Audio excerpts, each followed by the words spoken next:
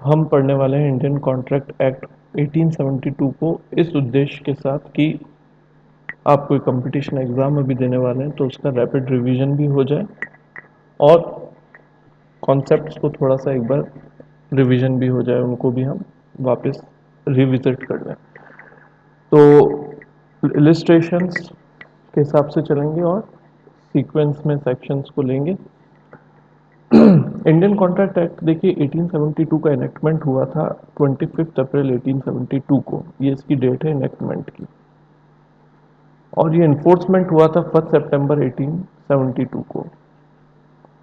दोनों में फ़र्क आपको पता ही है। इनेक्टमेंट मतलब जिस दिन वो बिल से एक्ट बन गया, उसे प्रेसिडेंट की असेंट मिल गई, लोकसभा राज्यसभा ने उसे पास कर दिया, और इन्फोर्समेंट जब उसे नोटिफाई कर दिया गया कि आज से वो लागू होता है। क्योंकि अब हम इंडिपेंडेंट इंडिया में तो राज्यसभा लोकसभा की बात करते हैं, 1872 में ऐसा कुछ होता नहीं था। तब होता था इम्पीरियल लेजिस्लेटिव काउंसिल। ये क्वेश्चन अगर आ जाए कि इसे कौन सी बॉडी ने पास किया था, तो उसका आंसर है इम्पीरियल लेजिस्लेटिव काउंसिल, आईएलसी। ठीक है।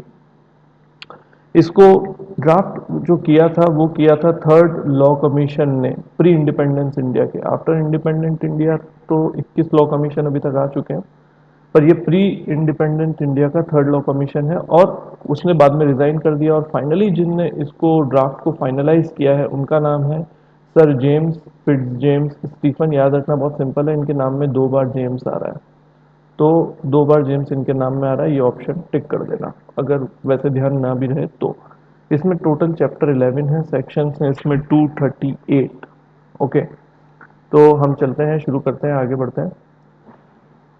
देखिए इंटरप्रिटेशन क्लॉज, कॉन्ट्रैक्ट एक्ट में अगर हम इंटरप्रिटेशन क्लॉज को बिना एग्जाम्पल के सीधे लेंगे तो थोड़ी मुश्किल होगी, इसलिए एक एग्जाम्पल से लेते हैं। देखिए ए है, एक व्यक्ति है ए, ए ने एक प्रपोजल दिया बी को।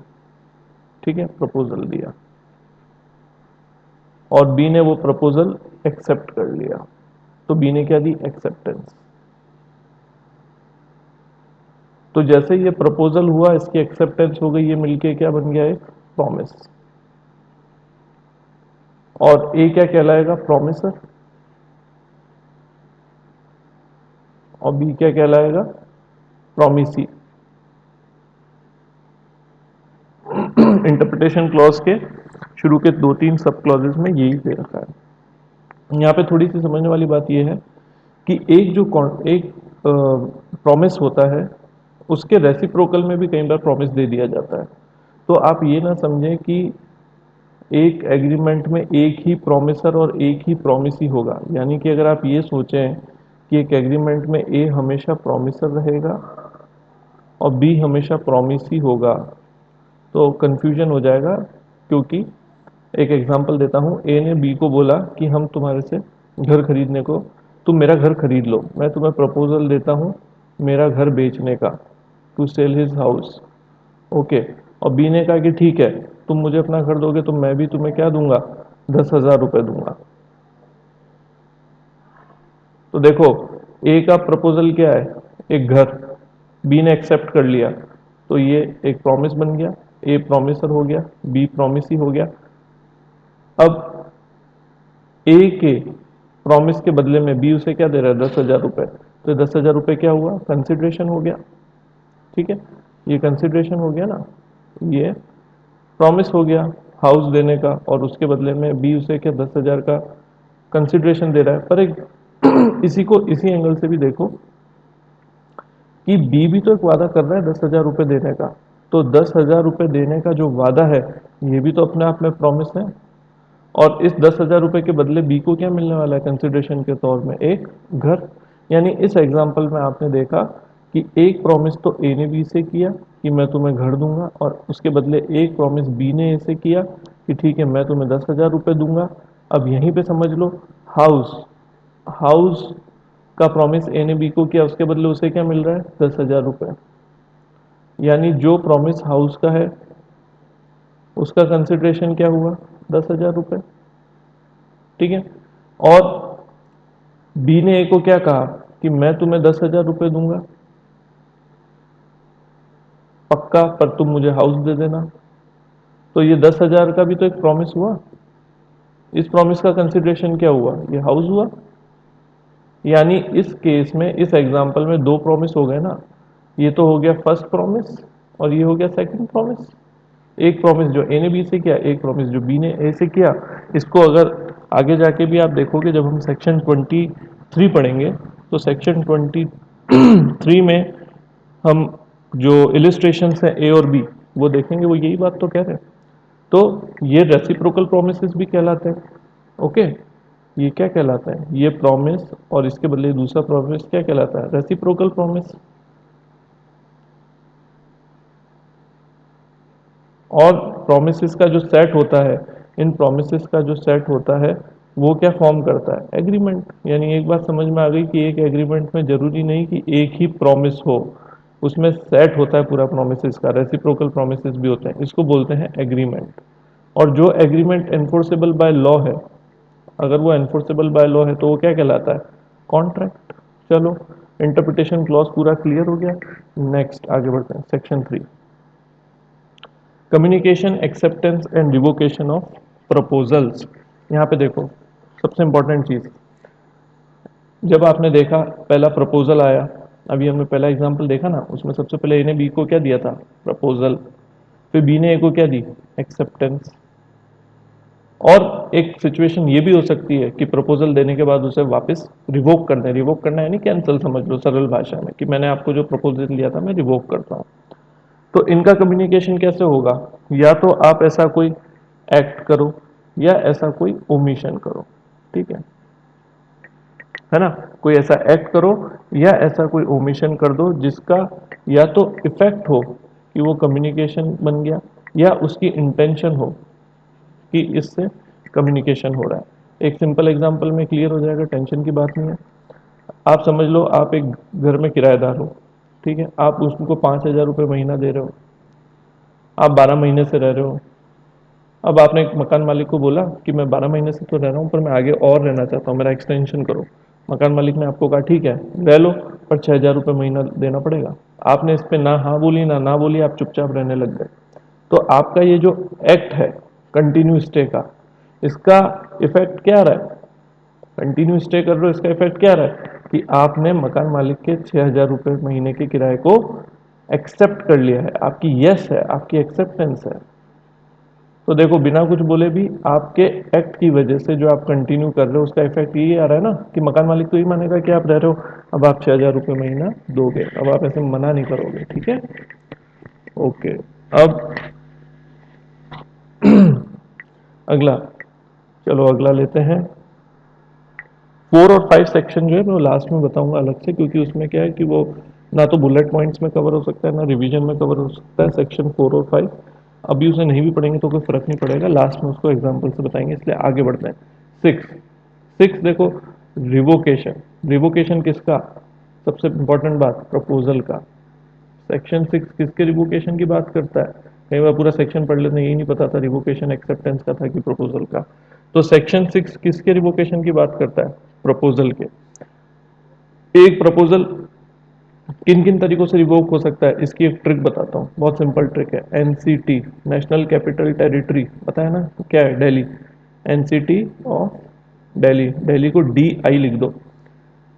अब प्रपोजल ए ने बी को दिया, अब वो प्रपोजल को कैसे रिवोक कर सकता है, सबसे पहले वो प्रपोजल कब कब रिवोक होता है, पहला नोटिस, एक्सप्रेस नोटिस।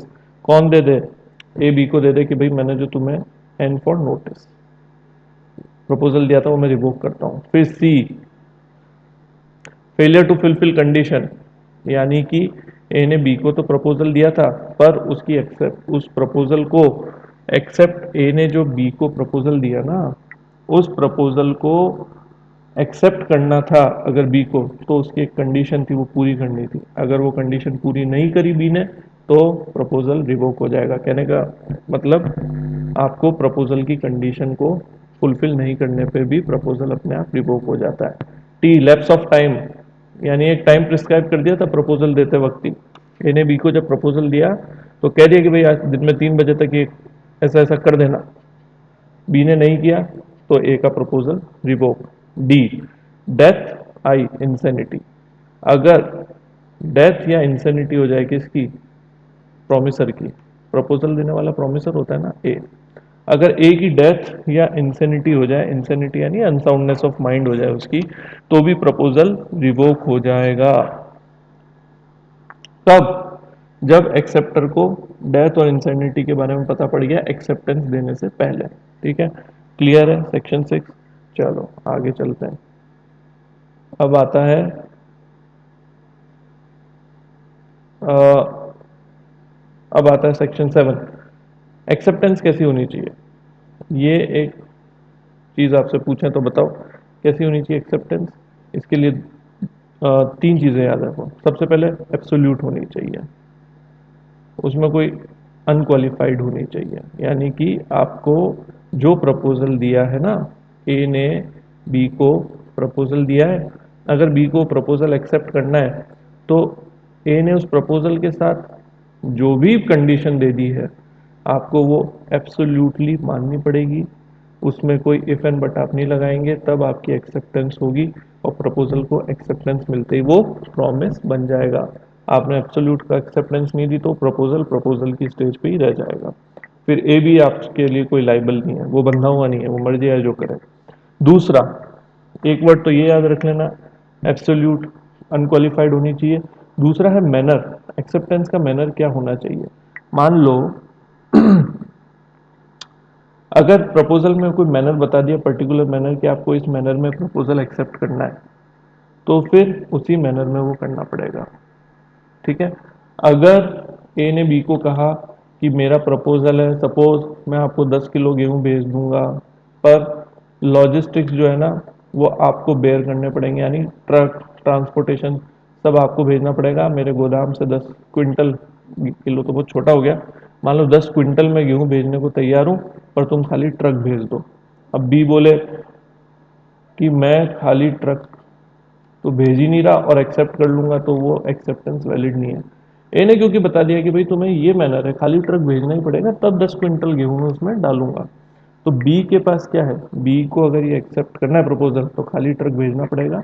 ठीक है, अगर नहीं भेजता तो ए को एक रीजनेबल टाइम में बोलना पड़ेगा बी से कि भाई मेरा प्रपोजल है, उसको एक्सेप्ट करने का तरीका ये है, तुम मानो तो इस तरीके से मानो।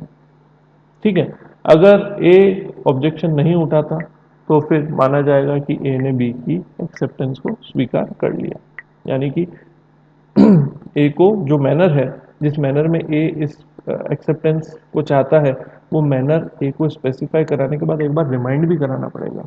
ठीक है, तो ये दो चीज़ें याद रखो।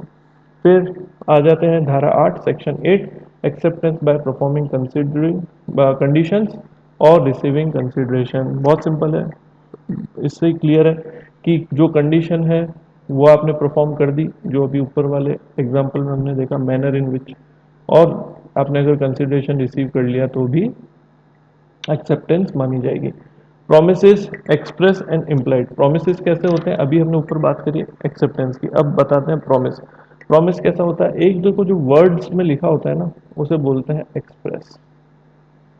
ठीक है, एक जो कंडक्ट से शो हो जाता है उसे बोलते हैं इम्प्लाइड। ये समझने के लिए बता रहा हूँ, जो आपने वर्ड्स में स्पेसिफाई कर दिया वो तो हो गया एक्सप्रेस, और नहीं करके जो आपने अपने कंडक्ट से शो कर दिया हो गया इम्प्लाइड। यानी कि अपने जो मकान मालिक वाला एग्जांपल दिया था उसमें 6,000 रुपये महीने पे भी आप कंटिन्यू रहना चाह रहे हैं, तो उसको क्या बोलते हैं, उसको बोलते हैं कि आपने अपने कंडक्ट से उस प्रॉमिस, इम्प्लाइड प्रॉमिस है कि आप 6,000 रुपये महीना दोगे, आपका कंडक्ट ऐसा है।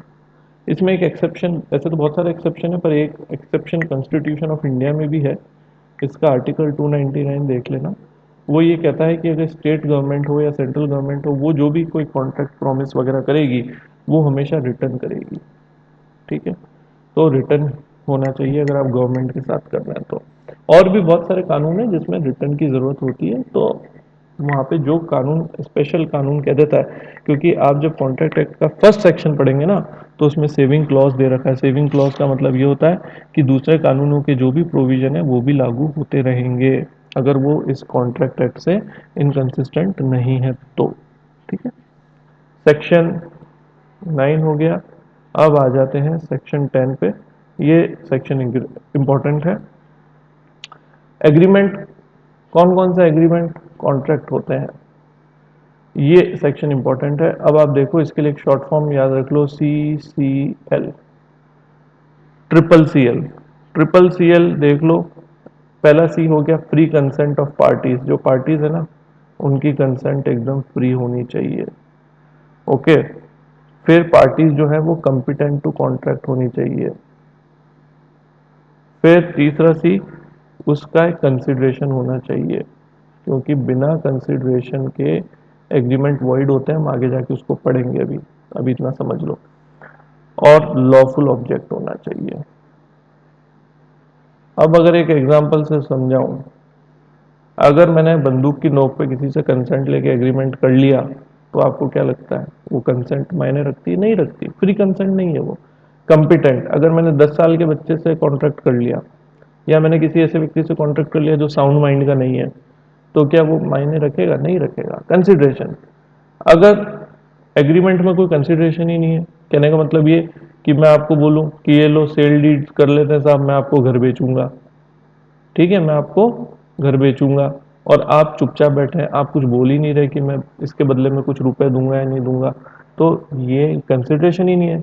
आप घर बेच रहे हो, उसके बदले में रुपए तो लोगे ना, अगर रुपए नहीं ले रहे तो ये एग्रीमेंट कॉन्ट्रैक्ट नहीं है। लॉफुल ऑब्जेक्ट, यानी कि उसका उद्देश्य, ऑब्जेक्ट मतलब देखो उद्देश्य, ठीक है, हिंदी भी देखते हुए चलते हैं, उससे हमारे को आसानी रहती है। कंसिडरेशन मतलब प्रतिफल, यानी कि उद्देश्य लॉफुल होना चाहिए। हम ये एक स्मगलिंग को लेकर अगर हम कोई कॉन्ट्रैक्ट कर लेंगे, ठीक है ये अफीम तुम वहां से वहां ले जाना, हम उसकी लिखा पढ़ी कर लें, तो वो एग्रीमेंट कभी भी कॉन्ट्रैक्ट नहीं बन सकता, क्योंकि उसका उद्देश्य लॉफुल नहीं है।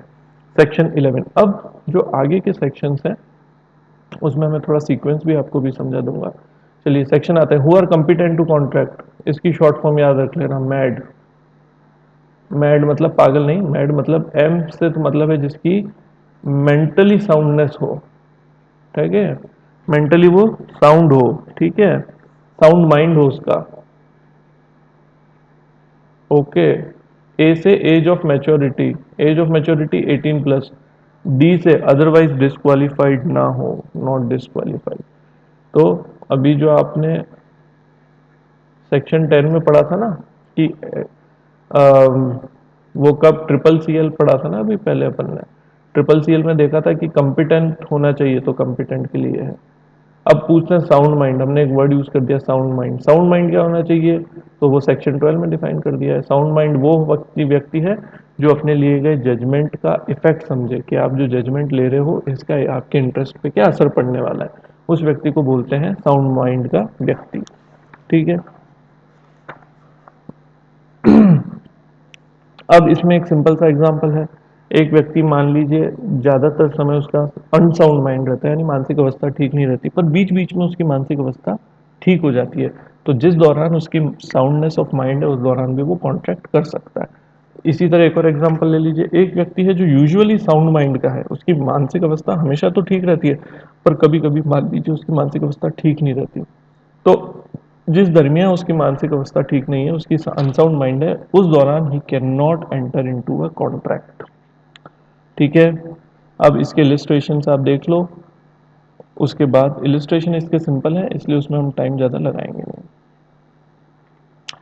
कंसेंट डिफाइंड, कंसेंट डिफाइंड पे मतलब, कंसेंट का मतलब ये है भाई कि दो person, when two person agree to do the same thing in the same sense, same thing in same sense, तब उसे बोलते हैं कंसेंट। इसकी एक मैक्सिम भी है, ये डायरेक्ट प्री में क्वेश्चन आया हुआ भी है, दिल्ली जुडिशियल सर्विस में भी आया हुआ क्वेश्चन है, कंसेंसस एड आइटम। ये पूछ लेंगे कि consensus ad idem contract act के कौन से सेक्शन में दिया हुआ है, मतलब वो प्रिंसिपल कौन से सेक्शन पे अप्लाई होता है, तो सेक्शन 13 में कंसेंट पे, ठीक है। यानी कि same thing in the same sense का एक एग्जांपल से समझाऊं, कि मैंने आपसे बोला कि मेरे को आपका घर किराए पे चाहिए, लो मैं लीज डीड लिखा के लाया हूँ, इसे साइन कर लेते हैं, तो आप क्या सोच रहे हैं कि आप जिस पे साइन कर रहे हैं वो क्या है? लीज डीड, ठीक है। पर मैंने आपसे धोखा कर दिया, मैंने आपको पढ़ने नहीं दिया और असल में वो आपके घर की सेल डीड है, यानी कि मैं आपसे आपका घर खरीद रहा हूँ, तो आपकी कंसेंट थोड़ी ना हुई। आप सोच रहे हैं लीज डीड कर रहा हूँ, मैं आपसे सेल डीड करा के ले गया। तो same thing in the same sense होना जरूरी है। Free consent, section 14। सेक्शन 14 बात करता है फ्री कंसेंट की। फ्री कंसेंट क्या होती है? फ्री कंसेंट को एक इसकी भी ट्रिक बता देता हूँ। इसकी ट्रिक है, कंसेंट उन्हें फ्री मिली मिस्टेक से। क्या बोला मैंने? कंसेंट उन्हें फ्री मिली मिस्टेक से। अब इसके नीचे गिनती लिख दो, 15, 16, 17, 18, 20, 21, 22, यानी कि इसमें 19 को छोड़ के हमने सब लिख दिया। ठीक है। अब ये बहुत इंपॉर्टेंट है, आपको ये चीज आपने याद रख ली तो आपके 7-8 सेक्शन तो लाइन से आपको याद हो जाएंगे, और वो बहुत क्रूशियल सेक्शंस भी हैं जिनमें से एमसीक्यू भी आता है। आपकी कंसेंट फ्री तब होगी जब वो इन 5 चीजों से मुक्त हो। सी फॉर हुआ कोवर्शन।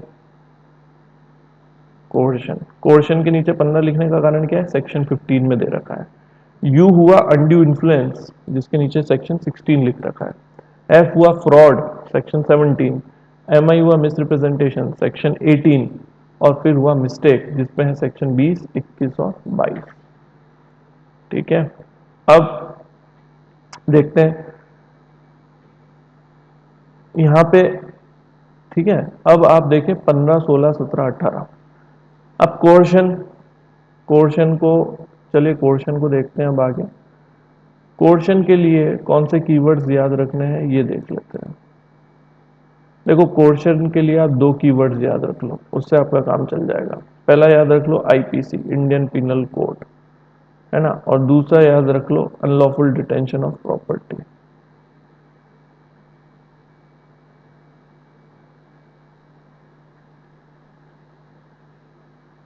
अगर ये 2 एलिमेंट मौजूद है, किसी की कंसेंट आपने लेने के लिए या तो उसे धमका दिया कुछ ऐसा करने से जो आईपीसी में ऑफेंस है, तो वो कोर्शन की परिभाषा में आता है। ठीक है। या आपने उसकी प्रॉपर्टी को अनलॉफुल डिटेन करने की कोशिश की, ऐसे करके, ऐसे दबा के उससे आपने कंसेंट ले ली, तो वो कंसेंट क्या है? कंसेंट नहीं है, क्योंकि वो क्या हुआ? कोर्शन हुआ, तो वो फ्री कंसेंट तो नहीं है। ओके। तो यहाँ पे आपको समझना है ये 2 चीज़ें, आईपीसी और अनलॉफुल डिटेंशन। सेक्शन 15 अपने आप में इसके लिए सफिशिएंट है। यहाँ पर एक एक्सप्लेनेशन और समझ लो कि जहाँ आप ये धमके धमका रहे हो ना उसको, इस बात से फर्क नहीं पड़ता वहाँ पे आईपीसी लागू है या नहीं लागू है। आईपीसी का टेरिटरी जुरिस्डिक्शन माने टेरिटोरियल एप्लीकेबिलिटी वहाँ नहीं देखेंगे।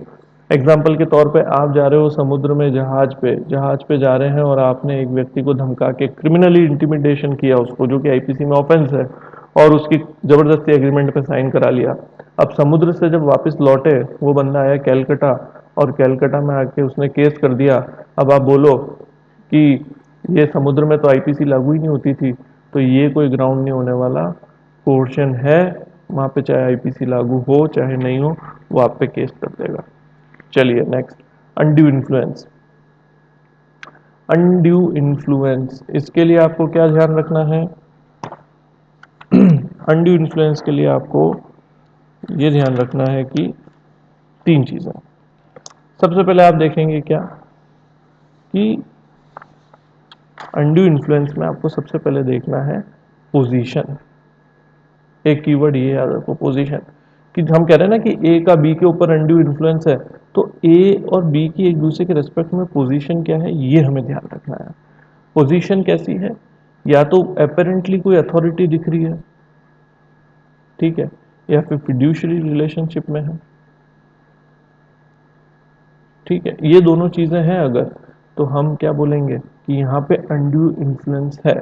अब इसका एक शॉर्ट याद रख लो, हमने अनड्यू इन्फ्लुएंस को माफ किया, MAF। तो यहाँ पे M तो है मेंटल कैपेसिटी। जिस व्यक्ति पे आपको लग रहा है ना कि अनड्यू इन्फ्लुएंस चला दिया गया, उसको दबा दिया गया, अनड्यू इन्फ्लुएंस किया गया उस पर, और फिर उसकी कंसेंट ली गई, तो एक तो उसकी मेंटल कैपेसिटी देखो कि कहीं उसकी मेंटल कैपेसिटी इतनी वीक तो नहीं थी। तो एम फॉर मेंटल कैपेसिटी। और मेंटल कैपेसिटी वीक होने के क्या क्या कारण हो सकते हैं? बहुत सिंपल है, आपको खुद ही समझ में आ जाएगा। एक देखिए, हो सकता है उसको इलनेस हो, बीमार हो, ठीक है, उसकी उम्र इतनी हो गई हो, या वो किसी डिस्ट्रेस में हो, इमोशनल, फिजिकल, मेंटल, कैसे भी डिस्ट्रेस में हो, तो उसकी मेंटल कैपेसिटी, यानी कि हॉस्पिटलाइज है कोई व्यक्ति, आप जाके उसकी सेवा कर रहे हैं और आपने उससे बदले में लिखा लिया कि मैं मान लें मिस्टर एक्स हॉस्पिटलाइज है, आपने जाके उनकी सेवा करी। अब उनकी मेंटल कैपेसिटी तो नेचुरल सी बात है कमज़ोर थी। अब आपने उस टाइम लिखा लिया कि मिस्टर एक्स इस सेवा के बदले आपको 5 लाख रुपए देंगे, तो ये अनड्यू इन्फ्लुएंस है, ठीक है, क्योंकि अनकॉन्शनेबल दिख रहा है। अभी उस पर भी आएंगे। फिर आता है ए, अथॉरिटी, और एफ, फिड्यूशरी रिलेशनशिप, यानी कि ए जो है वो पिता है और बी उनका पुत्र है, और बी ने अपने 18 साल से जब कम अवस्था थी तो अपने पिता से कुछ पैसा लिया, और जैसे ही बी 18 प्लस हुआ, पिता ने उसे बोला कि भाई अब रुपया तो मान लो 500 ही लिया था, पर पिता ने लिखा दिया 10,000 रुपये लिए थे, तो ये अनड्यू इन्फ्लुएंस में दिख रहा है, ठीक है, क्योंकि यहाँ पे रिलेशनशिप क्या है, फिड्यूशरी रिलेशनशिप है। अब इसमें एक टर्म और याद रखना, अनकॉन्शनेबल। अनकॉन्शनेबल का मतलब क्या होता है कि लोक आत्मा के विरुद्ध। अगर कोई ऐसा एग्रीमेंट है जिसमें कुछ ऐसी टर्म्स है जो आपको अनकॉन्शनेबल लग रही हैं, अनकॉन्शनेबल लग रही है, मतलब ऐसा तो हो ही नहीं सकता, जैसे 2 दिन कोई सेवा करे और लिखा ले कि मैं 5 लाख रुपए दूंगा इसने मेरी सेवा की, तो अनकॉन्शनेबल मतलब सेंसिबल लग नहीं रही वो चीज़, ठीक है। तो ऐसी चीज़ में क्या होगा कि फिर कोर्ट ये देखेगी कि कहीं इसमें अनड्यू इन्फ्लुएंस तो नहीं था, और बर्डन किस पे होगा प्रूव करने का, जो डोमिनेटिंग पोजीशन में था, यानी अगर ए फादर है और बी सन है, और इन दोनों के बीच में कोई ऐसा कॉन्ट्रैक्ट हो गया जिसकी टर्म्स अनकॉन्शनेबल दिख रही हैं, लोक आत्मा के विरुद्ध, तो ये प्रूव करने का बर्डन इस फादर पे होगा कि उसने अपने पुत्र के ऊपर अनड्यू इन्फ्लुएंस एक्सरसाइज नहीं किया है। ये बर्डन ऑफ प्रूफ डिफेंडेंट पे होता है। कहने का मतलब burden of proof is on defendant, ठीक है, मतलब जनरली वो डिफेंडेंट ही निकलेगा। चलो इस चीज़ को भी छोड़ दो, कंफ्यूजन होता है, इसको मिटा देते हैं। Burden of proof is on the person who is in the dominating position. पिता पुत्र है तो पिता पे होगा। अगर बीमार एक इल पर्सन है, ठीक है, और एक उसका अटेंडेंट है, इन दोनों में अगर कोई अनकॉन्शनेबल एग्रीमेंट हो गया इसकी, जब ये बीमार था उस दौरान, कि मैं 5 लाख रुपए दूंगा, तो अनड्यू इन्फ्लुएंस का चांस लग रहा है। तो बर्डन ऑफ प्रूफ किस पे है कि यहाँ अनड्यू इन्फ्लुएंस नहीं था, इस अटेंडेंट पे। इसको प्रूव करना पड़ेगा कि ये जो 5 लाख रुपए देने का वादा इनने मेरे को किया है, ये बिना किसी अनड्यू इन्फ्लुएंस के किया है। बात समझ में आ रही है? आ रही है ना?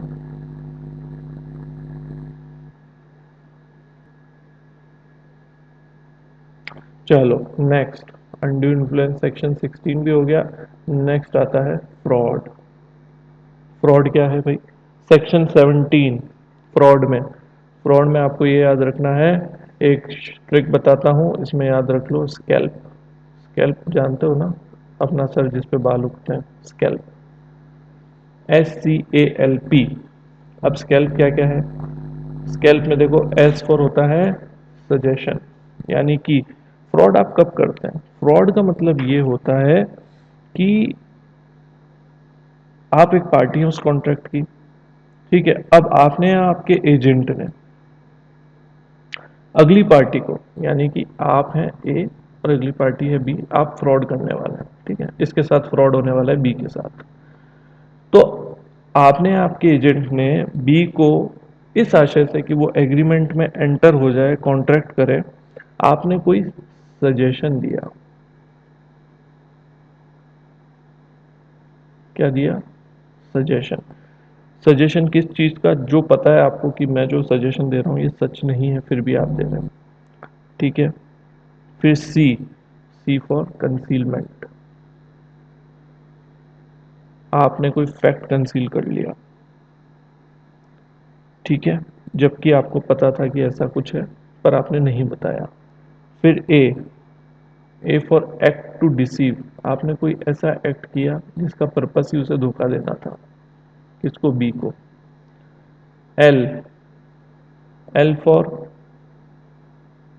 लॉ डिक्लेयर इट फ्रॉड्यूलेंट, यानी आपने जो काम किया उसे लॉ ने ही डिक्लेयर कर दिया फ्रॉड्यूलेंट है, तो कोई कंफ्यूजन की गुंजाइश ही नहीं है। और फिर पी, पी फॉर एक ऐसा प्रॉमिस दिया जो आपकी इंटेंशन कभी भी नहीं थी कि आप उसे पूरा करेंगे।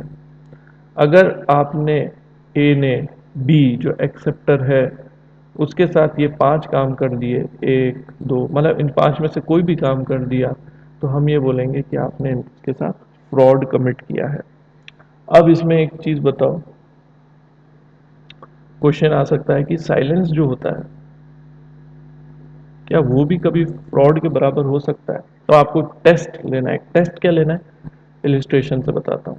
पहला चेक करना है कि जिसने साइलेंस रख लिया यानी आप ए, क्या आपकी ड्यूटी थी ये फैक्ट उसको डिस्क्लोज करना। एग्जाम्पल देखो, ए है, ए घोड़ा बेच रहा है बी को, ये इसी का इलिस्ट्रेशन है, ठीक है। ए को हॉर्स बेचना है बी को। अब ए ने हॉर्स बेचा बी को, पर हॉर्स की जो मेंटल हालत है ना, माने जो भी उसमें कोई कमी है, उसमें कोई ऐब है, अब ए ने इस बारे में बी को नहीं बताया और बिना बताए ये बात क्या कर ली, चुप रह गया। तो ए ने क्या बी के साथ फ्रॉड किया है? नहीं किया है। ये इलिस्ट्रेशन ए है। अब इलिस्ट्रेशन बी देखो, सेम कंडीशन है, ए ने घोड़ा बेचा बी को, पर बी जो है वो कौन है, ए जो है वो फादर है और बी जो है वो उसके चाइल्ड है, माने डॉटर। डॉटर वर्ड यूज हुआ है तो डॉटर ही लिखते हैं। बी जो है वो डॉटर है और उस डॉटर की एज भी जस्ट अभी 18 प्लस हुई है। अब ए ने इसको घोड़ा बेचा बी को, पिता ने पुत्री को घोड़ा बेचा, पर ये बात नहीं बताई कि जो घोड़ा है इसमें ऐब है, इसमें कमियां है। यहाँ पे बताओ ए की ड्यूटी थी कि नहीं थी? बिल्कुल थी। भाई पिता है तो अपनी पुत्री के प्रति इतनी तो ड्यूटी होगी ना कि वो बताए, तो यहाँ वो साइलेंट रह गया, तो ये क्या हुआ, फ्रॉड ही हुआ ना। दूसरी चीज आपको ये चेक करनी है साइलेंस कब फ्रॉड होगा। पहला तो ये चेक करना है कि ड्यूटी थी क्या बताने की। दूसरा है कि साइलेंस अगर स्पीच के बराबर है क्या, यानी कि तीसरा इलिस्ट्रेशन, इसका इलिस्ट्रेशन सी आप देखोगे ना वो इसके ऊपर है। यानी ए ने बी को घोड़ा बेचा, अब बी ने ए से पूछा कि अगर तुम डिनाई नहीं करोगे तो मैं मानूंगा कि घोड़ा एकदम सही है। अब ए चुप रह गया, यहाँ पे ए का चुप रहना भी उसके बोलने के बराबर है, क्योंकि बी ने पहले ही कह दिया था अगर तुम कुछ नहीं बोले तो मैं मान लूंगा कि घोड़ा साउंड माइंड का है। ए को पता है अनसाउंड है, फिर भी वो चुप रह गया, यानी कि ये फ्रॉड है। तो नेक्स्ट आता है मिस रिप्रेजेंटेशन। मिस रिप्रेजेंटेशन में सेक्शन 18 है। ओके, मिस रिप्रेजेंटेशन की शॉर्ट ट्रिक देख लो। शॉर्ट ट्रिक ही शॉर्ट ट्रिक बता दिया आपको, देखो इतनी सारी, अब तो याद रखना ही पड़ेगा। इतनी सारी शॉर्ट ट्रिक, मतलब हर सेक्शन में एक शॉर्ट ट्रिक है हमारे पास, क्या बात है। MBA,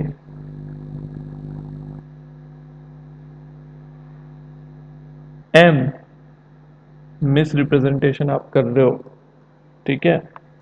तो मिस रिप्रेजेंटेशन में पहला कवर्ड है, यहां से शुरू करते हैं, assertion. A for assertion. Assertion यानी बलपूर्वक कहना। किस बात को, आप ए हो, आपको बी को मिस रिप्रेजेंटेशन करना है। अब आपने बी को कोई ऐसी बात बता दी जो आपको पता है कि सच नहीं है, फिर भी आपने बलपूर्वक बताई एकदम कॉन्फिडेंटली, ये देखो घोड़ा साउंड माइंड है, ये देखो। तो ये क्या हो गया, असर्शन। ये मिस रिप्रेजेंटेशन की परिभाषा में आता है। बी से है ब्रीच ऑफ ड्यूटी, यानी चाहे आपकी इंटेंशन रही हो नहीं रही हो धोखा देने की, भाई फ्रॉड नहीं है ना, तो ब्रीच ऑफ ड्यूटी है विदाउट इंटेंट टू डिसीव। यहाँ पे हो सकता है आपकी इंटेंशन डिसीव करने की ना हो, जबकि सेक्शन 17 में क्या था, आपकी इंटेंशन थी कि अगली पार्टी आपके साथ कॉन्ट्रैक्ट में आए, ये फर्क है। यहाँ पे आपकी सिर्फ ब्रीच ऑफ ड्यूटी हुआ है, कोई इंटेंशन नहीं थी डिसीव करने की। पर इस ब्रीच ऑफ ड्यूटी के कारण आपने खुद को तो कोई फायदा कर लिया, आपने तो गेन कर लिया, और उसको प्रेजुडिस हो गया, उसको थोड़ा नुकसान हुआ।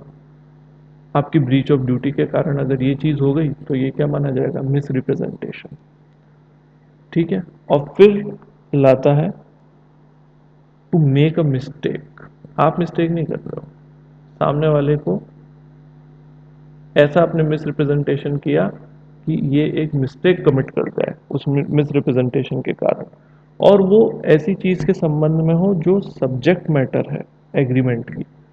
तो आपने अगर जो चीज़ सही नहीं है फिर भी उसका असर्शन किया, मिस रिप्रेजेंटेशन, आपने ब्रीच ऑफ ड्यूटी हो गया। चाहे आपका इंटेंशन टू डिसीव नहीं था, आपने गेन कर लिया, सामने वाले को प्रेजुडिस हो गया, प्रतिकूल रहा वो उसके लिए, फेवरेबल नहीं रहा, तो मिस रिप्रेजेंटेशन। सामने वाले को आपने मिस्टेक कमिट करने के लिए प्रेरित कर दिया, तो भी वो मिस रिप्रेजेंटेशन। चलिए 19, voidability of agreement without free consent, यहाँ टी जोड़ लेते हैं, टी आना चाहिए। ठीक है। Voidability of agreement without free consent, यानी कि अगर आपकी फ्री कंसेंट नहीं है तो वो एग्रीमेंट क्या होगा? वॉइड होगा। अब याद करो सेक्शन 15 जब हमने देखा था, सेक्शन 15 देखा था ना, तो सेक्शन 15 में क्या पढ़ा था हमने? कंसेंट उन्हें फ्री मिली मिस्टेक से, यही। और इसके नीचे क्या गिनतियाँ लिखी थी? 15, 16, 17, 18, 20, 21 और 22। अब सेक्शन 19 जो है ना, वो किसकी बात कर रहा है? फ्री कंसेंट जब नहीं होती। इनमें से बताओ, कोर्शन में फ्री कंसेंट होती है क्या? नहीं होती, नहीं होती ना। फ्रॉड में फ्री कंसेंट होती है? नहीं होती। मिस रिप्रेजेंटेशन में भी फ्री कंसेंट नहीं होती, और अनड्यू इन्फ्लुएंस में भी तो नहीं होती। पर सेक्शन 19 जो है वो इन तीनों को ले रहा है, कोर्शन, फ्रॉड और मिस रिप्रेजेंटेशन। अगर इन तीनों के आधार पे आपने कोई कंसेंट ली तो वो फ्री कंसेंट तो है ही नहीं, तो ऐसा एग्रीमेंट क्या होगा? वॉइडेबल होगा। बात समझ में आ गई? ठीक है।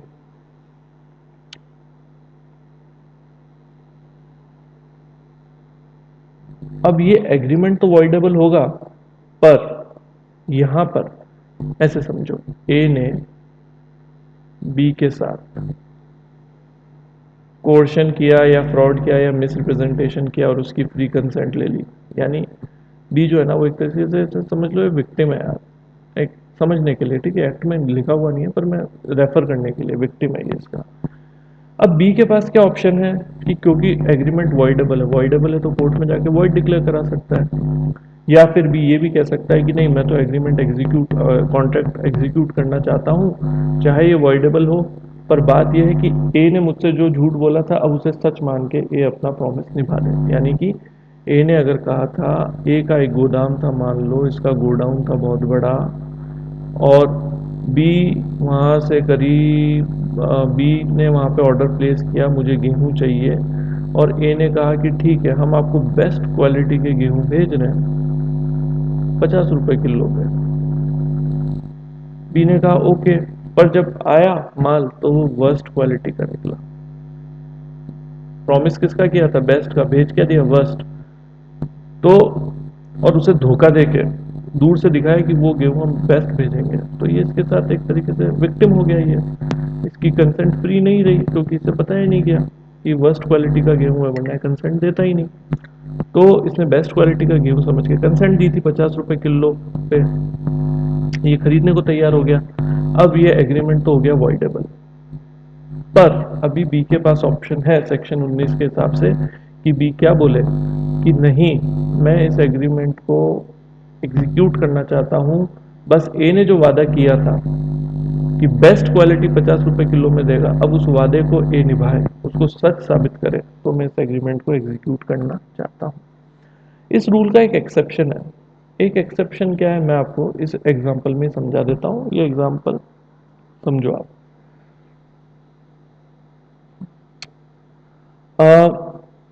ए ने बी को बोला कि मेरी एक फैक्ट्री है, ये इलिस्ट्रेशन बी है, ठीक है, इलिस्ट्रेशन भी पढ़ने ज़रूरी है।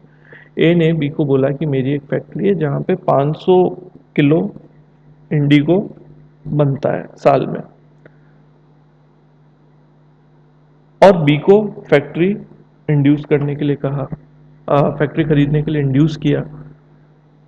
बी आया फैक्ट्री में, उसने account state books of accounts देखी और उसे समझ में आ गया कितना प्रोडक्शन होता है, फिर भी बी ने खरीद ली। अब यहाँ पे ये कॉन्ट्रैक्ट वॉइडेबल नहीं है, क्योंकि अगर बी ने जब अकाउंट देखा तो अगर वो थोड़ा सा ऑर्डिनरी डिलीजेंस दिखाता तो उसे पता पड़ जाता कि ये जो प्रॉमिस कर रहा है ना वो झूठा है। तो यहाँ पे वर्ड क्या यूज हुआ है, ऑर्डिनरी, ऑर्डिनरी डिलीजेंस, यानी कि मामूली तत्परता हिंदी में। आप अकाउंट स्टेटमेंट देख रहे हो, बुक्स ऑफ अकाउंट देख रहे हो, तो ये भी पता कर लो कि ये जो बोल रहा है वो झूठ है। यहाँ 500 किलो तो लास्ट ईयर भी नहीं बना था, तो अब आप उसे ये नहीं बोल सकते कि वॉइडेबल है। या एक एक्सप्लेनेशन ये भी समझो कि अगर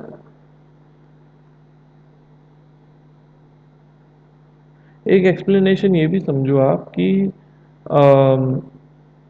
कोर्शन हुआ, फ्रॉड हुआ, मिसरिप्रेजेंटेशन हुआ, पर उससे कंसेंट नहीं बन पाई, कंसेंट कॉज करने के लिए कुछ ये काम ही नहीं कर पाया, इनसे कंसेंट कॉज नहीं हुई, तो फिर ये माना जाएगा कि ये इससे हिट नहीं हो रहा, ठीक है। फ्रॉड और मिसरिप्रेजेंटेशन से अगर कंसेंट नहीं मिली है तो ये फिर सेक्शन 19 से हिट नहीं हो रहा, वो वॉइडेबल नहीं है, ओके। अब 19A, power to set aside contract induced by undue influence. पहली वाली स्लाइड जो थी इसमें यू रह रहा था ना, सेक्शन 19 जो हो रहा था वो तो कोर्शन, फ्रॉड और मिसरिप्रेजेंटेशन के लिए हो रहा था, ये बच रहा था ना अनड्यू इन्फ्लुएंस। तो अनड्यू इन्फ्लुएंस का जो कॉन्ट्रैक्ट है उसको सेट असाइड करने का प्रावधान 19A में दे रखा है, क्लियर है, चलो गुड।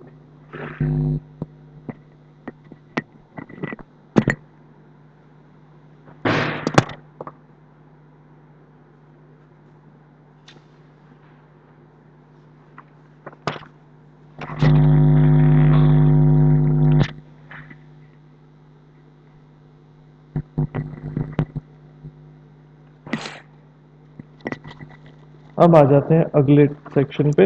अगला सेक्शन है सेक्शन 20। सेक्शन 20 में क्या है, सेक्शन 20 में बहुत इंपॉर्टेंट वर्ड है, देखो, बोथ पार्टीज, ये वर्ड ध्यान रखना, जहां दोनों पार्टी को गलत फहमी है किसी फैक्ट को लेके वो एग्रीमेंट हो जाएगा वॉइड। यानी दोनों पार्टी, ये नहीं कि ए और बी में किसी एक को सही फैक्ट्स पता हो, नहीं ऐसा नहीं, दोनों पार्टी को मैटर ऑफ फैक्ट के बारे में मिस्टेक है, उनको जानकारी नहीं है, जब दोनों पार्टी को नहीं है तो वो एग्रीमेंट क्या होगा, वॉइड, ठीक है। सिर्फ एक पार्टी का है तो हम आगे देखेंगे क्या होता है। जैसे ए ने और बी ने आपस में सौदा कर लिया कि ए अपना हॉर्स बी को बेचेगा, आज सौदा किया, ठीक है, आज ये सौदा किया कि बेचेगा। अब ए को भी नहीं पता, बी को भी नहीं पता कि जिस घोड़े का सौदा कर रहे हैं वो घोड़ा तो 10 दिन पहले ही मर चुका है, तो ये एग्रीमेंट क्या हो गया, वॉइड हो गया। ऐसे इसके और इलिस्ट्रेशंस भी हैं, ठीक है। अगर एरिनियस ओपिनियन है, गलत राय बन गई, तो उसे मिस्टेक ऑफ फैक्ट नहीं कहते, ठीक है। तो ये आपको थोड़ा सा समझना होगा। अब आता है section 21, effect of mistake as to law. कुछ भी नहीं है, बहुत सिंपल है। अगर मिस्टेक एज टू लॉ, ये देखो इंडियन लॉ है क्या, अगर इंडियन लॉ के प्रावधानों के बारे में कोई मिस्टेक करके आपने कोई एग्रीमेंट कर लिया तो इट इज़ नॉट वॉइडेबल, इस ग्राउंड पे वो वॉइडेबल नहीं होगा, ठीक है। और दूसरा पार्ट इसका समझ लो, अगर फॉरेन लॉ है,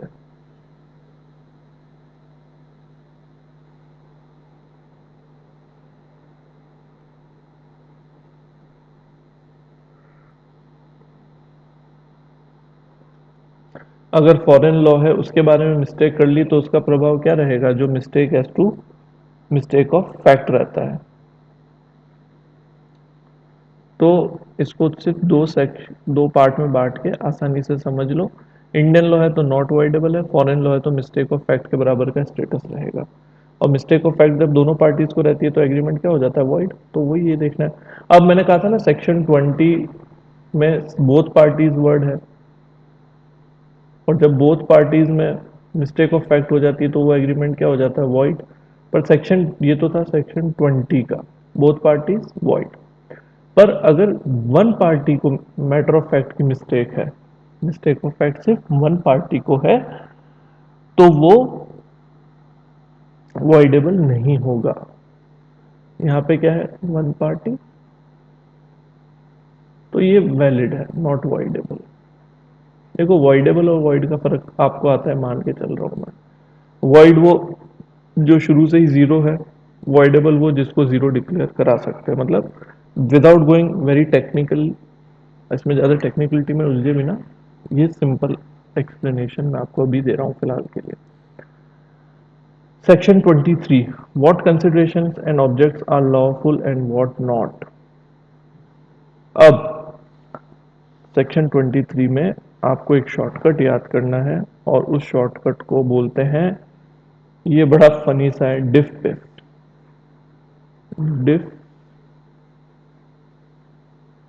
पिफ, इसमें समझ लो फटाफट फटाफट की क्या क्या है।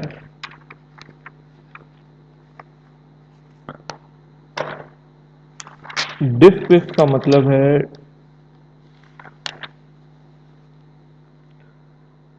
पहले दोनों आई चुन लेते हैं।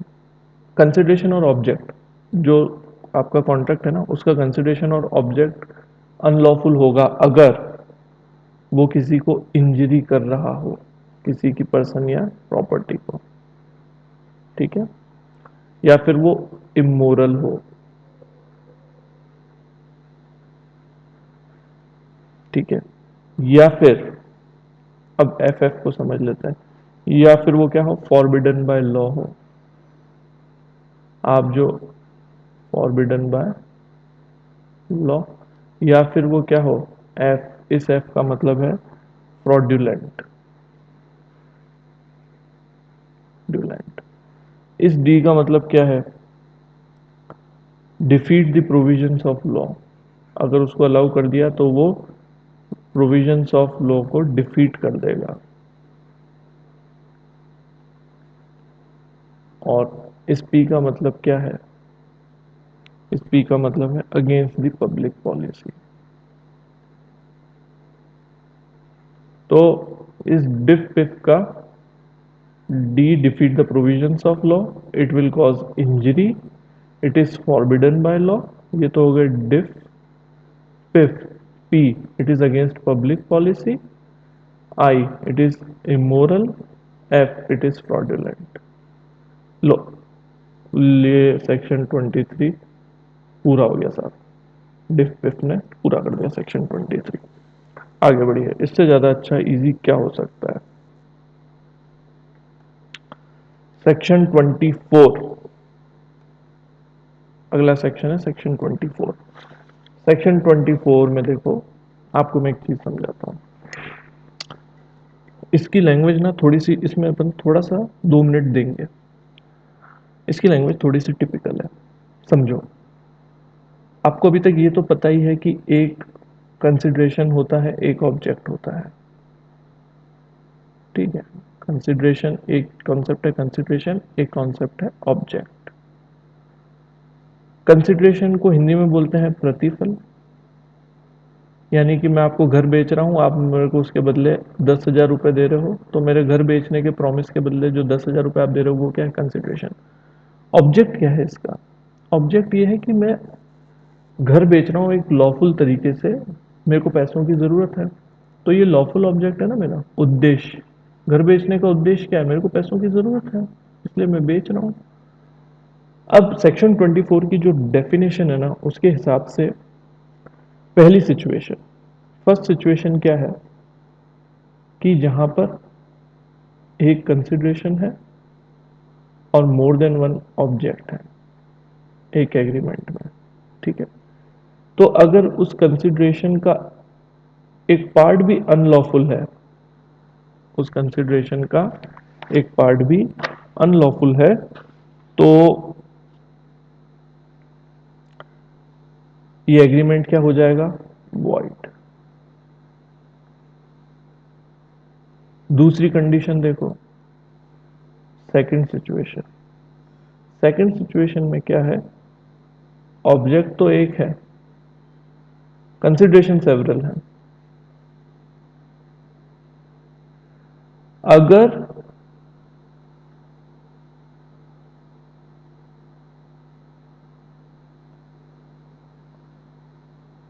इन सेवरल कंसिडरेशन में से कोई एक कंसिडरेशन पूरा या उसका एक पार्ट भी अगर अनलॉफुल है, तो ये एग्रीमेंट भी क्या हो जाएगा, वॉइड। इसकी डेफिनेशन इन दो टुकड़ों में बटी हुई है।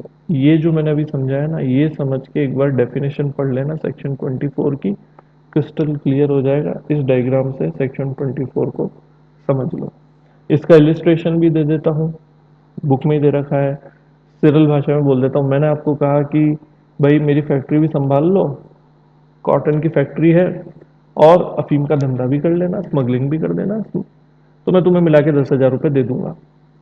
अब ऑब्जेक्ट आपके पास क्या क्या है, एक तो हमारे कॉन्ट्रैक्ट का ऑब्जेक्ट है कि आप संभालोगे फैक्ट्री, एक ऑब्जेक्ट है कि आप क्या करोगे, स्मगलिंग। अब मैं आपको 10,000 रुपये दूंगा इन दोनों कामों के। अब पता नहीं पड़ रहा 10,000 में से कितने तो फैक्ट्री संभालने के दूंगा और कितने स्मगलिंग के दूंगा। तो पर ये तो तय है कि 10,000 में से कुछ हिस्सा तो आपको फैक्ट्री के लिए दे रहा हूँ, कुछ हिस्सा स्मगलिंग के लिए दे रहा हूँ, पर ये नहीं पता पड़ रहा किसके लिए क्या दे रहा हूँ। तो पार्ट 10,000 का कुछ पार्ट तो इलीगल हुआ ना, अनलॉफुल हुआ ना, अनलॉफुल हुआ। तो अनलॉफुल होते ये क्या हो जाएगा, वॉइड। यानी कि कहने का सरल भाषा ये, कल को आप कोर्ट में जाके ये नहीं बोल सकते कि सर 10,000 इसने मेरी 5 महीने की तनख्वाह नहीं दी, तो जो स्मगलिंग वाला था वो छोड़ दो, बल्कि फैक्ट्री मैंने जो समझा संभाली उसके लिए 5,000 तो बनते ही ना, तो 5 महीने के 25 तो दिलवाओ। तो कोर्ट बोलेगी गेट लॉस्ट। अच्छा, फिर केस क्रिमिनल अलग चलेगा, वो अलग बात है। फिर सेक्शन 25 पे आता है।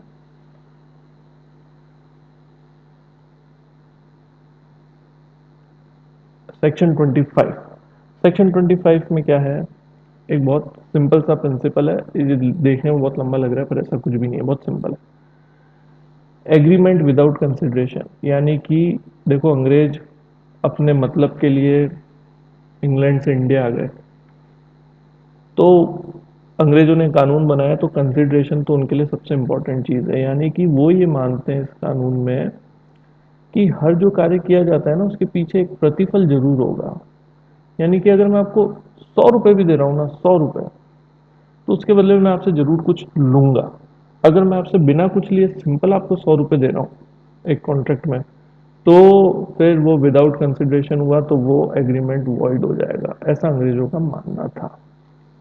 क्योंकि कॉन्ट्रैक्ट तो देखो बिजनेस के लिए बना है, भाईचारे वगैरह के लिए तो नहीं है ना ये कानून। तो बिजनेस में आप कोई रुपया देंगे तो उसके बदले कुछ तो लेंगे, या आप प्रॉपर्टी देंगे तो उसके बदले में कुछ तो लेंगे, रुपया तो लेंगे। अगर आप सिर्फ एक तरफा दे रहे हैं और दूसरी तरफ से कुछ ले ही नहीं रहे, यानी जीरो कंसिडरेशन है, तो फिर वो एग्रीमेंट वॉइड है। पर इसके कुछ एक्सेप्शन है। वो एक्सेप्शन क्या है, सेक्शन 25 के बहुत सिंपल है। उसकी भी एक शॉर्ट ट्रिक है, ये लो एक और शॉर्ट ट्रिक, मतलब एक शॉर्ट ट्रिक का रजिस्टर बना लो अलग से, डॉक्टर कोको। सुनने में भी कितनी अच्छी शॉर्ट ट्रिक है, सुनने में अच्छी। कहने का मतलब ये है कि पहले थोड़ा सा इसको समझ लो। कहने का मतलब इतना सा है कि आप, एक व्यक्ति ए है, वो व्यक्ति बी के साथ एक एग्रीमेंट कर रहा है, और उस एग्रीमेंट के तहत ए जो है ना, वो बी को 5,000 रुपये दे रहा है, पर बदले में बी ए को कुछ नहीं दे रहा। तो सेक्शन 25 के हिसाब से तो यहाँ पे 5,000 रुपये दे रहा है, पर बदले में बी तो कुछ नहीं दे रहा, तो यहाँ तो प्रतिफल है ही नहीं, प्रतिफल नहीं है तो वॉइड होना चाहिए, पर नहीं। किन कंडीशन में वॉइड नहीं होगा? जब मान लो ए कंपनसेट कर रहा है, पहला जो सीओ है ना, इसका मतलब है कंपनसेट। ए जो है वो बी को कंपनसेट कर रहा है एक ऐसे कार्य के लिए जो बी ने पहले ही कर चुका है स्वेच्छा से, यानी कि बी कोई पहले ही कार्य स्वेच्छा से कर चुका है, उस कार्य के बदले ए बी को जो है 5,000 रुपये देने का वचन देता है। तो यहाँ पे कोई कंसिडरेशन तो आपको दिखेगा नहीं, पर ये वॉइड नहीं होगा। अभी इलिस्ट्रेशन से सब समझ में आ जाएगा, चिंता मत करो। दूसरा है कंपल्शन। ए जो है ना, वो जो बी को रुपए दे रहा है वो लीगल कंपल्शन में, मजबूरी हो गई है उसकी देना। सीओ यानी कंपल्शन, सीओ यानी कंपनसेट। ठीक है, कोई वो काम कर चुका है उसके बदले वो दे रहा है। आर, आर मतलब registered and out of love and affection. Registered भी है and out of love and affection भी है।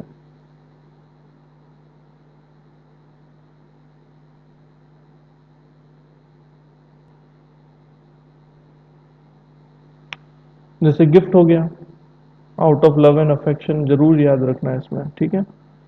लव एंड अफेक्शन के चलते वो दे रहा है, तो बिना कंसिडरेशन के भी वो वैलिड एग्रीमेंट है। और सबसे पहला है डी। यहाँ पे डी का मतलब है डेट। इसे डेप्ट नहीं बोलते, इसे डेट कहते हैं, उधार। कोई पुराना उधार है जो टाइम बार्ड हो गया था, पर अब वो चुका रहा है। यानी अब आप समझो, इसको इलिस्ट्रेशन से समझते हैं, एकदम क्लियर हो जाएगा।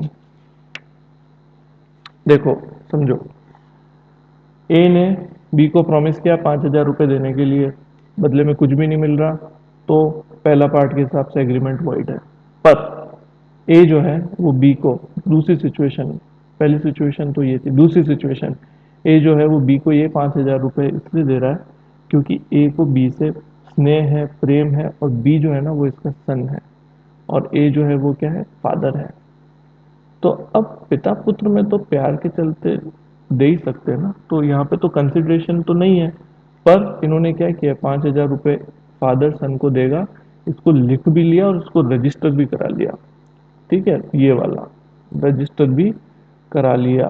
तो जो रजिस्टर भी करा लिया ना, इसको देखो, रजिस्टर भी करा लिया, लिख भी दिया, लव एंड अफेक्शन भी है, तो कोई कंसिडरेशन नहीं है, फिर भी वैलिड है। तीसरी सिचुएशन, ए का बटुआ गिर गया। अब ये फादर सन भूल जाओ, ये फादर सन नहीं है आपस में। ठीक है, तीसरी सिचुएशन पे आ गए। ए का पर्स गिर गया था, वॉलेट गिर गया था ए का, और बी ने वो ढूंढ के दे दिया। ए खुश हो गया, ए ने बोला कि मैं तुम्हें 50 रुपये दूंगा। तो यहाँ पे कोई कंसिडरेशन तो नहीं मिल रहा देखने के लिए, पर ये वैलिड है। अब आप मन में सोच रहे होंगे, यार ये बटुआ ढूंढना ये भी तो अपने आप में वर्क ही है, ये भी तो अपने आप में कंसिडरेशन है। तो हाँ, वो एंगल भी ठीक है आपके सोचने का। फिर एक और एग्जांपल देखो, ए एक टाइम बाद डेट बी को देने के लिए लिखित में आश्वासन दे देता है, तो वो भी क्या हो गया, कॉन्ट्रैक्ट हो गया, क्योंकि टाइम बाद डेट थी। ठीक है, अब डिटेल में इतना समझने का भी टाइम नहीं, क्योंकि हम थोड़ा स्पीड में चल रहे हैं, तो आगे बढ़ते हैं। Section 26, agreement in restraint of marriage void होता है, इसमें तो कोई कंफ्यूजन है ही नहीं। Section 27, agreement in restraint of trade void होता है, इसमें भी कोई कंफ्यूजन नहीं है। आप काम करने से रोकोगे किसी को तो वो वॉइड होगा, सिवाय एक गुडविल बिजनेस सेल के। इसको ऐसे समझ लो, गुडविल सेलर, मतलब आप यूँ समझो, थोड़ा सा मैं इसको समझा दूँ। ए है ना, वो एक बहुत फेमस बिजनेस चल रहा था XYZ के नाम से, उसकी बहुत फेमस ब्रांड था। बी आया, बी ने ए से ये ब्रांड खरीद लिया। ठीक है, ये ब्रांड किसने खरीद लिया, बी ने। और बी ने ए से बोला कि अब ये ब्रांड मेरे पास है, अब आप प्लीज़ XYZ नाम के ब्रांड से बिजनेस ना करें। तो ए बोलेगा ठीक है, मैंने आपको ब्रांड बेच दिया है, तो एक रीजनेबल रेस्ट्रिक्शन के साथ मैं बिजनेस नहीं करूंगा, पर वो लाइफ लॉन्ग नहीं होगा, वो कुछ एरिया वाइज कुछ टर्म्स एंड कंडीशंस देखेंगे, तो वो एक एक्सेप्शन है गुडविल सेलर का। ठीक है, तो ये ध्यान रखना, गुडविल वाला को रिस्ट्रेंट किया जा सकता है, क्योंकि उसने अपनी गुडविल बेच दी ना। Agreement in restraint of legal proceeding void. अगर कोई लीगल प्रोसीडिंग होने वाली है इन रेस्पेक्ट ऑफ, यहाँ पर एक वर्ड याद रखो, इन रेस्पेक्ट ऑफ कॉन्ट्रैक्ट। जिस कॉन्ट्रैक्ट के बारे में हम बात कर रहे हैं ना, उसी के रेस्पेक्ट में कोई लीगल प्रोसीडिंग होने वाली है, उससे अगर किसी ने, ए ने बी को एब्सोल्युटली रोक दिया, ठीक है, तो भी वो क्या होगा, वॉइड। या एक टाइम प्रिस्क्राइब कर दिया, क्या किया, एक टाइम प्रिस्क्राइब कर दिया कि इतने टाइम के अंदर कर लो, तो वो भी वॉइड है। दूसरा, पहला कीवर्ड ये याद रख लो, दूसरा कीवर्ड याद रख लो, राइट और लाइबिलिटीज एक्सटिंग्विश कर दी, राइट एंड लाइबिलिटीज। आपने एक ऐसा करार कर लिया जिसमें उस एग्रीमेंट के रेस्पेक्ट में कुछ राइट और लाइबिलिटीज आपने एक्सटिंग्विश कर दी, या फिर एक टाइम फिक्स कर दिया कि इस टाइम के बाद ये अपने आप एक्सटिंग्विश हो जाएंगी और ये पार्टी अपने राइट एनफोर्स नहीं करा सकती किसी कोर्ट में जाके।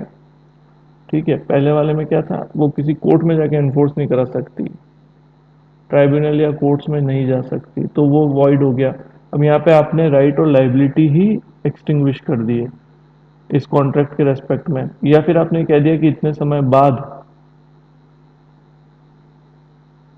ये अपने राइट एनफोर्स नहीं कर सकता, तो ये सब क्या हो जाएगा, वॉइड। इसका एक एक्सेप्शन है आर्बिट्रेशन, यानी कि पर्सन ए और बी के बीच में अगर कोई डिस्प्यूट होने वाला है, उससे पहले ही उनने, हमने कहा कि अपन एक एग्रीमेंट कर लेते हैं, उसमें आर्बिट्रेशन क्लॉज डाल देंगे, तो अगर कोई हमारे बीच में डिस्प्यूट पैदा होगा तो हम उसे कोर्ट में नहीं ले जाएंगे, आर्बिट्रेटर के माध्यम से सुलझाएंगे, तो ये वैलिड है, ये इसका एक्सेप्शन है, इसको आप वॉइड नहीं कहोगे।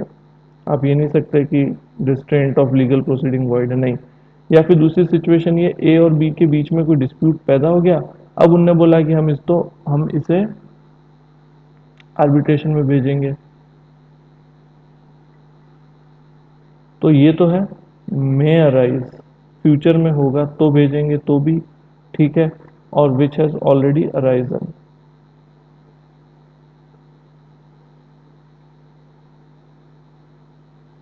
जो ऑलरेडी पैदा हो चुका है डिस्प्यूट, उसको भी आर्बिट्रेटर को भेजना चाहते हैं तो भी ठीक बात है। Section 29, void for uncertainty. हमारा कोई ऐसा एग्रीमेंट हो गया उसमें हम यही सर्टेन नहीं कर पा रहे कर क्या रहे हैं, जैसे मैं आपको बोलूं, ए ने बी को बोला कि ये लो, ये हॉर्स ले लो, इसके बदले मुझे 500 या 1000 रुपये दे देना। अब बी को समझ में नहीं आ रहा 500 देने की 1000 देने, अनसर्टेनिटी हो गई, ये वॉइड हो गया।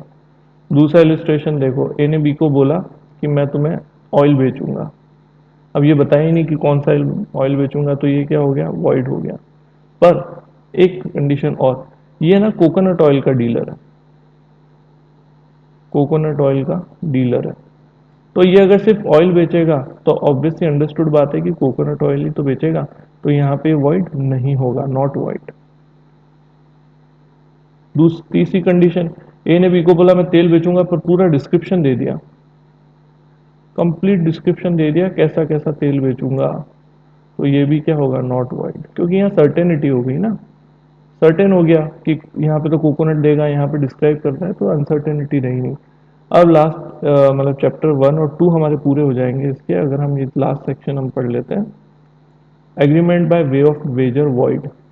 वेजर का जो होगा एग्रीमेंट वो वॉइड होगा, इसके मतलब देखो इसमें तीन चीज़ें हैं।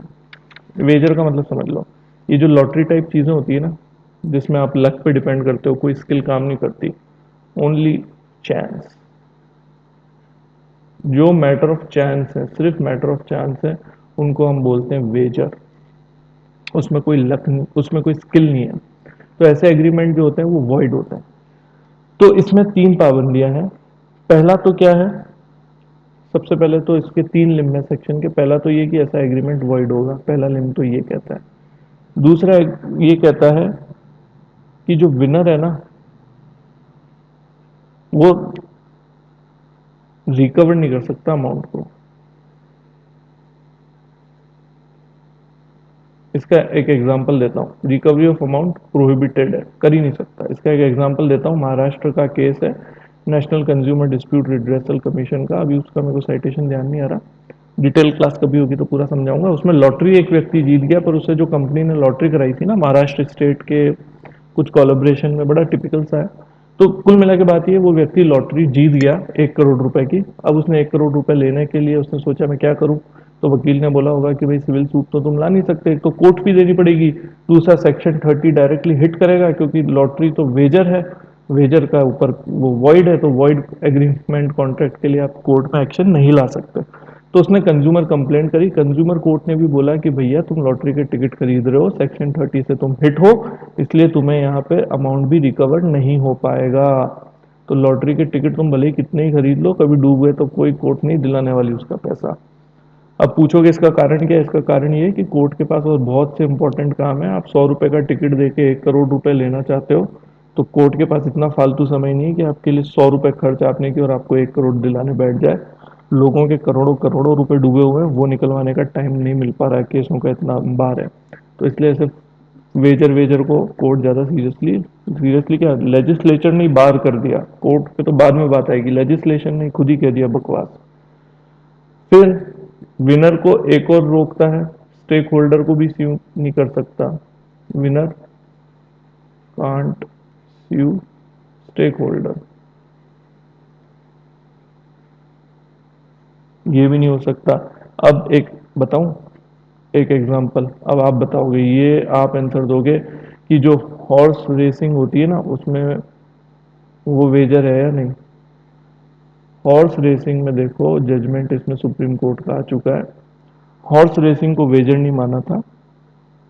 ओके, इसके ऊपर जो जजमेंट आया हुआ है इसको लिख लो, KR लक्ष्मण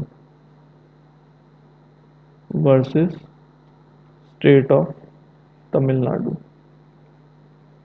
इसमें सुप्रीम ऑनरेबल सुप्रीम कोर्ट ने कहा कि ये है ना, कोई भी गेम जो होगा, देखो उसमें आपको एलिमेंट चेक करना है, स्किल का एलिमेंट कितना है और चांस का एलिमेंट कितना है। हॉर्स रेस जो होती है ना, वो स्किल का एलिमेंट है, उसमें जॉकी होता है, उसमें हॉर्स होता है, उसकी ट्रेनिंग होती है, तब जाके वो रेस जीतता है। तो स्किल एलिमेंट हैवी है तो वो वेजर नहीं कहलाएगा, वो सेक्शन 30 से हिट नहीं होगा और उसके रेस्पेक्ट में सिविल केस आ सकता है। अगर उसमें कोई स्किल इन्वॉल्व नहीं है, वो सिर्फ चांस है, यानी कि आपने लॉटरी टिकट खरीदा, अब इसमें क्या स्किल है, आपने लॉटरी टिकट खरीदा, लेके आप बैठ गए, आप जीत गए, तो यहाँ पे तो कोई स्किल थी नहीं, तो यहाँ पे तो प्योरली चांस पे चल रहे थे, इसलिए क्या होगा, वो वेजर होगा। अब जैसे आजकल इतने सारे क्रिकेट के ऊपर ऐप आ गए कि आप अपनी टीम बनाओ और फिर पैसा जीतो, इसके ऊपर राजस्थान हाईकोर्ट का भी जजमेंट आ चुका है कि ये जो टीम बनाने का प्रोसेस होता है ना, ये स्किल्ड है, यानी कि आपको अपने प्लेयर्स, जितने भी प्लेयर्स हैं उनके रिकॉर्ड देखने पड़ते हैं, उनके कैसा परफॉर्मेंस रहता है, कैसा पिच है, उस पर किसका क्या एवरेज है, सेमीफाइनल में कौन कैसा खेलता है उसका क्या एवरेज है, स्ट्राइक रेट डेथ ओवर्स में किसकी होती है। तो ये सब चीज़ें बहुत स्किल्ड है, इसके बाद आप अपनी टीम बनाते हैं, फिर वो टीम अगर जीतती है तो आपको पैसा मिलता है, तो वो हिट बाय वेजर नहीं है।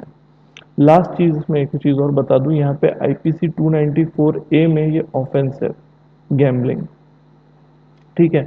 अब आप पूछो कि महाराष्ट्र में, केरला में तो लॉटरी खुले में बिकती है, तो खुले में बिकती है तो इसका सिर्फ इम्पैक्ट इतना सा है कि वहाँ क्रिमिनल प्रोसिक्यूशन नहीं आएगा। आप लॉटरी खरीद रहे हो, बेच रहे हो, क्योंकि स्टेट ने वहाँ पे अलाउ कर रखा है, तो क्रिमिनल केस तो नहीं होगा। पर इसका मतलब ये नहीं कि आपका पैसा डूब गया, उस लॉटरी का रुपया आपको नहीं मिला तो आपको कोर्ट रुपए दिला देगी, नहीं नहीं नहीं, सेक्शन 30 अप्लाई होगा, चाहे क्रिमिनल लाइबिलिटी आप पे आए चाहे नहीं आए, मनी रिकवरी आप नहीं कर पाओगे।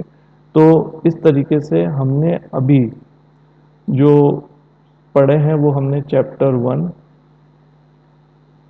और चैप्टर 2, ये दो हमारे हो गए हैं, स्पीड में हम चले। अब अगले चैप्टर्स के लिए भी और वीडियोस हम बनाएंगे। Thank you.